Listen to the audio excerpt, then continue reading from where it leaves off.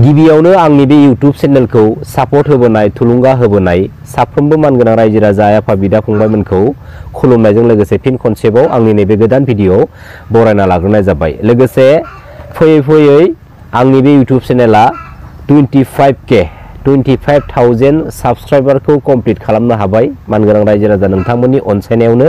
बेनिखायनो फिन खनसेबाव आंनि YouTube फेमिलिनि साफ्रोमबो मानगोनां रायजो राजा आफा बिदा फंबायमोनखौ गोसो गोरबोनिफ्राय खुलुमहरनाय जाबाय। दा दिनै बे भिडिअनि गेजेरजों सावरायनो गोनां गुबै टपिक्सआनो जाहैबाय मा? दा समाव जों नुदों मोनद' हारिनि एसटि डिमान्डखौ लानानै ससियेल मिडिया प्लेटफर्मनि गेजेरजों बा जायखिजाया बिथिंनि गेजेरजों स्पेसियली जों गावजों गावनि गेजेरावसो डिबेट खालामलायबाय थानाय, सासेया गुबुन सासेखौ सोंखारिनाय माखासे नुथायखौ जों नुनो मोनगासिनो दङ।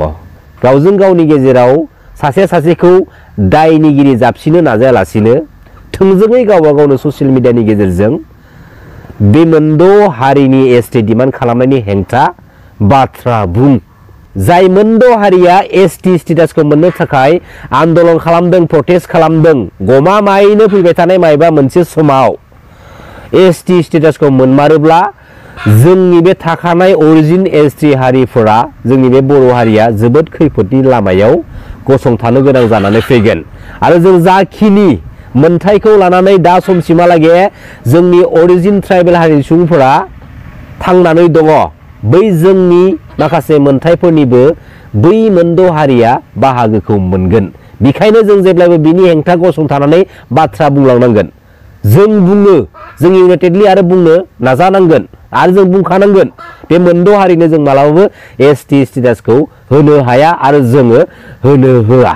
आरो मस्ट इम्पर्टेन्ट बाथ्राया नैबेबो, दिनै मोनद' हारिनि एसटि बिनायखौ जों जुदि सेन्टिमेन्टेलाव लानो रोंदोंब्ला नैबे मोनसे बाथ्राखौबो जोङो सेन्टिमेन्टेलाव लानो रोंनांगोन जे बिटिआर एग्रिमेन्टआ थांनाय 2027 जानुवारियाव जालांदोंमोन, जोबोद मोजांनि बाथ्रा। नाथाय बे बिटिआर एग्रिमेन्टनि एमओएसनि हेडिं लाइनाव comprehensive and final solution to their demands while keeping intact the territorial integrity of the state of Assam होननाय जा मोनसे बाथ्रा, बेखौबो जोङो बे सेन्टिमेन्टेलाव लानो रोंनांगोन। मानि थाखाय मिथिगौना? दिनै जाय comprehensive and final solution to their demands while keeping intact the territorial integrity of the state of Assam होननाय बाथ्राया बेखौनो बुजायदों। आरो बे बाथ्रा फंसेखौ बारंबार बुंबाय थानायनि जाहोना बेनो, जाहाथे बुहुमनि साफ्रोमबो मानगोनां रायजो राजा आफा बिदा फंबायमोना एसे मिथिनानै लानो हायो, एसे हमदांनो हायो। बेखौनो फोरमायदों जे बे आसाम स्टेटनि दाजानाय जाखिनि मेप बाउन्डारिफोर दङ आरो बे आसाम स्टेटखौ जों बोफ्लेयालासिनो बै थिनानै दोननाय माखासे बाउन्डारि, मेप बाउन्डारिफोरखौ जोङो खहा खालामालासिनो बे आसाम स्टेटआव गोरोबनानै जों बर' रायजो राजा आफा बिदा फंबायमोनाबो रायजो जानोसै होननाय बाथ्राखौ जों दिनै एसेबो बेरखांनाय नुनो मोनदों। दिनै बे बाथ्रा लाइनखौबो जों दिनै सेन्टिमेन्टेल लानो रोंनांगोन। दिनै गावबा गावनि माखासे पलिटिकेल बेनिफिट्सनि थाखाय जाय बेनिफिट्सनि बाथ्राखौ बुंबा गावनि बेनिफिट्सआ प्लास पइन्ट जायो, बै पइन्ट्सखौ नागिरनानै बाथ्रा बुंलांबा जानाय नङा। दिनै नंगौ बिटिसिनि दानि चिफ मानगोनां हाग्रामा महिलारी सारा थांनाय 2025 बिटिसि बिसायख'थियाव माखासे हारि हारिसाफोरनो एसटि लागेना नाय होननानै सोंदावनाय मोनसे बाथ्रा। आरो जोंनि बिटिसि बिटिआर ओनसोलनि सिङाव थानाय स्पेसियेलि कस राजबंसि हारिनि एसटि डिमान्ड खालामनायाव बिटिसि गभर्नमेन्टआ अर्थात मानगोनां हाग्रामा महिलारी बिथांमोननि दैदेननाय बे बिटिसि गभर्नमेन्टआ सापर्ट खालामगोन, थुलुंगा हरगोन होननाय बाथ्राखौ लानानै गोबां रोखोमनि डिबेट खालामदों। थांनाय माखासे समफोरनि बाथ्राखौ जों जुदि बुंनो थाङोब्ला जेब्ला मानगोनां प्रमद बर' बिथांमोनाबो बिटिसि काउन्सिल गभर्नमेन्टखौ सालायदोंमोन, बै समनि डिपुटि चिएम मानगोनां गबिन्द बसुमतारी बिथांखौबो जों बुंनाय नुनो मोनदोंमोन जे बे आदिबासि बा सा जनगोष्ठीफोरनि एसटि डिमान्ड खालामनायखौ जोंबो सापर्ट होगोन बायदिनि माखासे सापर्टिं रलाव थानानै बाथ्रा बुंनायखौ जों नुनो मोनदों। दिनै पलिटिकेल प्लेटफर्माव माखासे पलिटिकेल लिडारफोरा, माखासे पलिटिकेल पार्टिफोरा गावबा गावनि पलिटिकेल बेनिफिट्सनि थाखाय गोबां रोखोमनि गोबां बाथ्रा बुङो। नाथाय मोनफ्रोमबो पलिटिकेल पार्टिनि साफ्रोमबो पलिटिकेल लिडारफोरा गावबा गाव पलिटिकेल बेनिफिट्सनि थाखाय साना हसिया जानला मेला बाथ्रा बुंनानै जों रायजो राजानि सिगाङाव फोस्रावबा जानाय नङा। गावसोरनि पलिटिकल मुलाम्फानि थाखाय जानला मेनला बाथ्रा बुंनानै सोरबा आन गुबुन हारिफोरखौ थुलुंगा होनायनि बाथ्रा फोसावबा जानाय नङा। दिनै जायखिजाया पलिटिकल पार्टिनि पलिटिकल लिडारफोरनि जानला मेनला खोथा बुंनायनि थाखायनो माखासे जोंनि रायजो राजा आफा बिदा फंबायमोना माखासे दुखु सात जालाखौ सहायनो गोनां जानानै फैयो। दिनै माखासे पलिटिकल लिडार्सफोरनि पलिटिकल बेनिफिट्स लानो थांनाय बाथ्रा बुंनायनि एगेन्स्टआव उल्थायै जों रायजो राजाफोरासो दिनैयो गसंथानानै प्रटेस्ट खालामनो गोनां बा बाथ्रा बुंनो गोनां बाध्य जानानै फैयो। आरो स्पेशली जोंनि बे बिटिसि काउन्सिलनि बाथ्राखौ बुंनो थाङोब्ला बे बिटिसि काउन्सिल पलिटिकल सिस्टेमाव रावबो नन ट्राइबेल हारि सुबुंफोरनि जेबो बिहोमा गैया। बे बाथ्राखौ मिथिना लानायाबो जोबोद इम्पर्टेन्ट।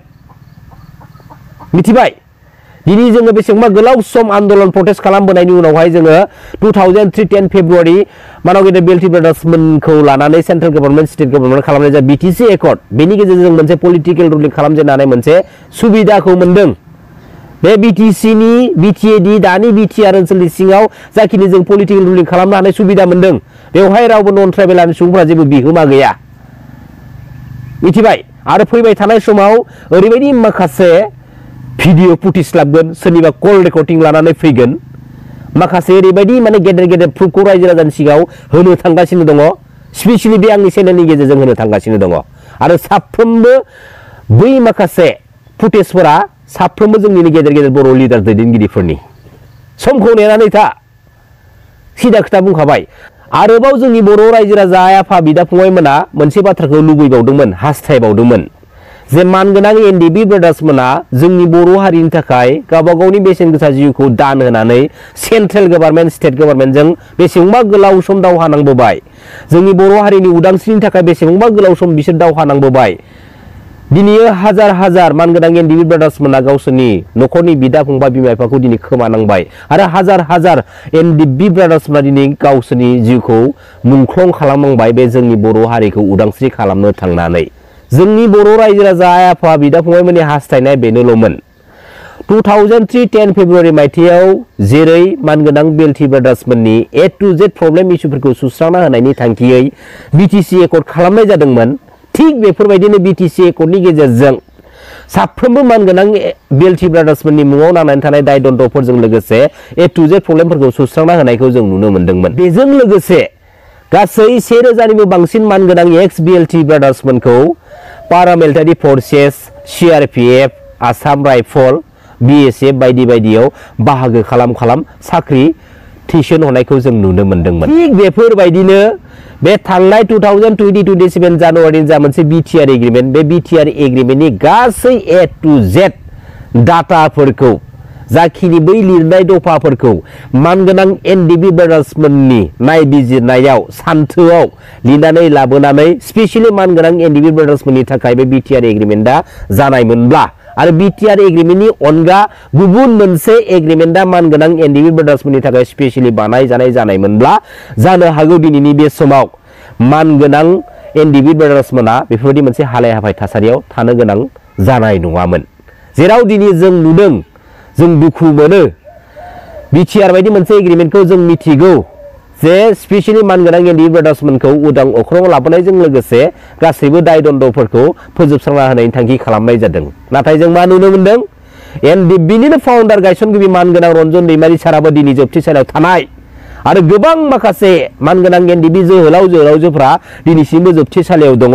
आरो बेराफारसेथिं जाय मानगोनां एनडिएफबि ब्रादार्समोना गावसोरनि मोननांगौ मोन्थाय, बै माखासे मोननांगौ मोन्थायफोरखौ लानानै ससियेल मिडिया, निउस मिडिया पर्टेलनि हेफाजाब लानानै बै न'खरनि मानसिफोरा गाबै गाबै बाथ्रा बुंनायखौबो जों नुनो मोन्दोंमोन। सोरनि दिनाव? बेबो बै प्रमद बर' बिथांनि बिटिसि काउन्सिल गभर्नमेन्ट दैदेननायनि समाव। दा गुबै बाथ्राया गिदिं गिदा दिनैनि समाव मा बाथ्रा बेरखांदों मिथिगौ ना? मानगोनां एनडिएफबि ब्रादार्समोननि मुङाव नांनानै थानाय दाय दन्द'फोरखौ सुस्रांनांगौनि थाखाय आन्दोलन खालामनांगौनि बाथ्रा, प्रटेस्ट खालामहैनांगौनि बाथ्रा दिनै माखासे बर'नि लिडार दैदेनगिरिफोरखौ जों बुंनाय नुनो मोन्दों।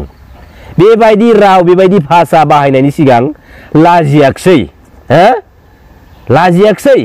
दिनै थांनाय 2020-27 जानुवारि बिटिआर बायदि एग्रिमेन्टनि गेजेरजों बिटिआरनि एमअएसनि 9.4 क्र'र्सनि गेजेरजों मानगोनां एनडिएफबि ब्रादार्समोनखौ मोननै बाहागोआव दायफोरखौ बाहागो खालामना लाना फैनाय जादों।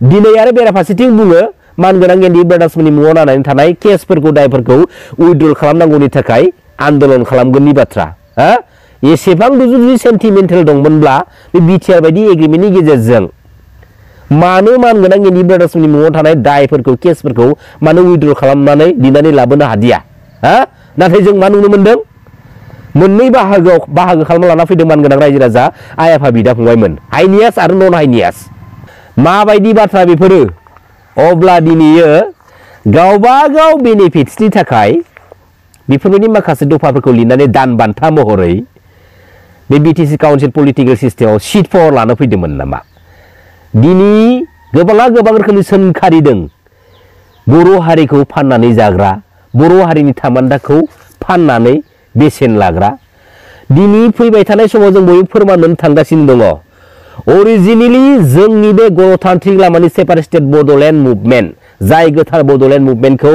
सोरनि मास्टार माइन्डेड प्लेन पलिसिजों डिस्ट्रय खालामनानै फैदों आरो अरिजिनेलि जोंनि बर' माहारिनि गुबै बेफारिया सोर बर' माहारिनि गोथार बेसेनजों गेलेग्रा लिडारा सोर बेखौ फैबाय थानाय समाव बुहुमनि साफ्रोमबो मानगोनां रायजो राजा आइ आफा बिदा फंबायमोना फोरमान मोननो थांगासिनो दङ